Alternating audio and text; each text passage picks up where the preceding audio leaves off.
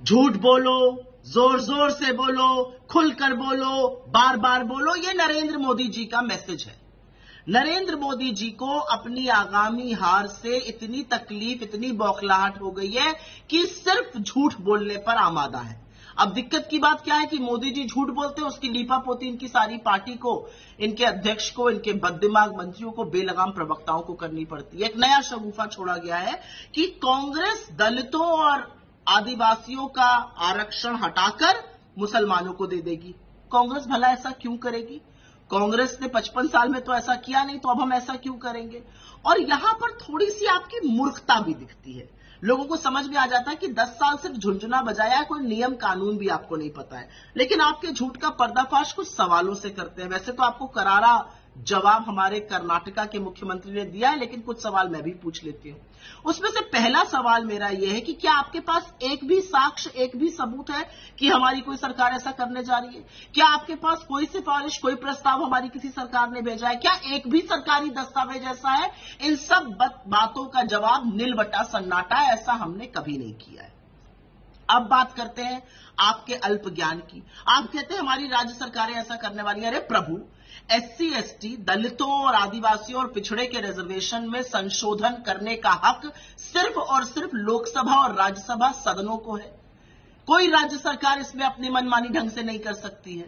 तो क्या आपको इसके बारे में पता नहीं है, या पता होते हुए भी आप ये बेवकूफी की बातें कर रहे हैं? अब आते हैं तीसरी बात पर। कर्नाटका में मुसलमानों को पिछड़े वर्ग 2B में आरक्षण मिलता है, लेकिन वो आरक्षण हमने नहीं दिया है। 1974 में हवानूर जी की अध्यक्षता में पिछड़ा वर्ग आयोग की जो रिपोर्ट आई थी, उसके बेसिस पर मिलता है। 3 दशकों से मिल रहा है। और असली बात यह है कि आपके घटक दल के साथी HD देवगौड़ा जी दंभ भरते हैं कि उन्होंने वो आरक्षण दिया। तो 2 काम करिए, पहले तो उनसे पूछिए उनका इसमें क्या मत है, क्यों उनको आपने गोदी में बिठा कर रखा हुआ है। और दूसरा, 3 दशकों में आपकी सरकारें नहीं कर्नाटका में, आप 10 साल से खुद दिल्ली में विराजमान हैं, आपने इसकी मुखालफत कभी नहीं करी, आप किसी न्यायालय में इसके खिलाफ नहीं गए, तो आप क्यों झूठ परोस रहे हैं आप? और असलियत एक बात और है, कुछ बातें जाननी लोगों को जरूरी है। आपकी बसवराज बोम्मई की कर्नाटका की सरकार, सुप्रीम कोर्ट से लताड़ मिली थी उनको। वो अपना मनमाना संशोधन विभाजन के लिए करना चाहते थे। सुप्रीम कोर्ट ने लताड़ लगाते हुए कहा था ऐसा कोई संशोधन नहीं होगा। इसमें कांग्रेस का क्या लेना देना?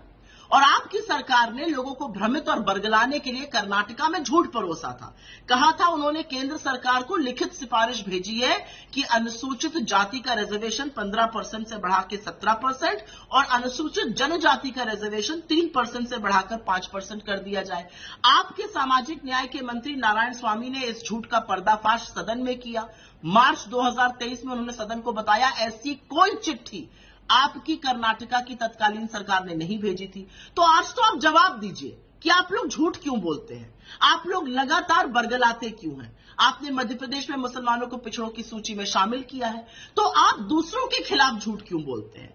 असलियत यह है मोदी जी की सत्ता को डगमगाते हुए देखकर आपकी बौखलाहट साफ दिख रही है, लेकिन झूठ भी तो ऐसे बोलिए कि जो रह रहकर पकड़े न जाए। 4-4 साल के बच्चे आपकी झूठ की बखिया उधेड़ रहे हैं और आप झूठ पर झूठ बोलते जा रहे हैं। थोड़ी देर बाद सड़कों पे निकलिएगा, लोग कहेंगे झूठा झूठा कह के आपको बुलाएंगे। तो देश के प्रधानमंत्री हैं, जितने भी दिन अब शेष बचे हैं, झूठ बोलना छोड़ दीजिए, इस तरह से बरगलाना छोड़ दीजिए। असली बातों पे अगर बात नहीं कर सकते हैं तो किसने कहा है भाषण देने के लिए? धन्यवाद।